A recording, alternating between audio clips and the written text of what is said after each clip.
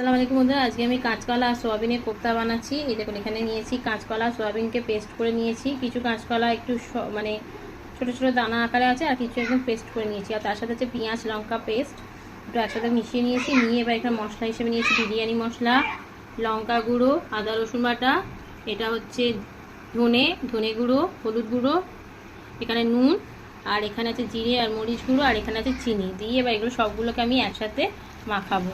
এবার নুন যদি আবার মিষ্টি যদি লাগে একটু নিজেদের স্বাদ মতো নিয়ে নিতে পারেন। তো আমি এগুলো সব একসাথে বের করছি। এই দেখুন, কিছু কিছু কাঁচকলা মানে ছোটো ছোটো আকারে করেছি, আর কিছু একেবারে পেস্ট করে নিয়েছি। কিছু কিছু কাঁচকলা আছে, এই দেখুন। গাঢ় বা শক্ত করার জন্য অল্প একটুখানি বেসন গুঁড়ো দিয়েছি। যদি কারোর এমনি হয়ে যায় শক্ত তাহলে দরকার নেই, কিন্তু আমি একটু বেসন দিয়েছি। এই দেখুন, বেসন দেওয়ার ফলে এটা হালকা একটু শক্ত হয়ে যাবে। মাখিয়ে নিয়েছি, নিয়ে এবারে কড়াইতে তেল গরম করে এই জাস্ট বড়ার আকারে, যে কোফতার আকারে দিয়ে দিচ্ছি। সেটা হয়ে গেলেই রেডি আমাদের কাঁচকলার আর সোয়াবিনের কোফতা। হয়ে গেছে আমাদের কাঁচকলা আর সোয়াবিনের কোফতা। দেখেন, লাল করে ভেজে নিয়েছি, এদিকে মা ভেজে নিচ্ছে লাল করে। গরম ভাতের সাথে খেতে দুর্দান্ত লাগে। একটা একটু ভেঙে দেখো।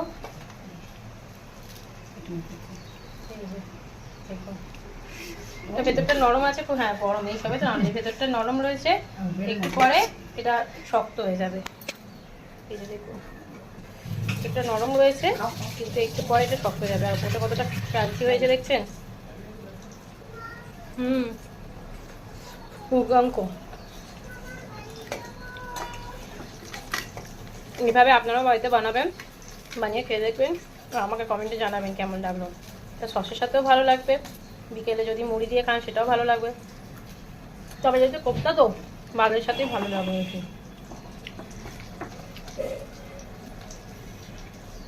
আবার আপনাদের সাথে দেখা হবে পরের ভিডিওতে। এখনকার ভিডিওটা এই পর্যন্তই। আমার কমেন্টে জানাবেন কেমন লাগলো, একটা লাইক এবং চ্যানেলটা অবশ্যই সাবস্ক্রাইব করে দেবেন। ফেসবুক থেকে দেখলে ফলো করে দেবেন, আর ইউটিউব থেকে দেখলে সাবস্ক্রাইব করে দেবেন। সবাইকে আল্লাহ হাফেজ, টাটা।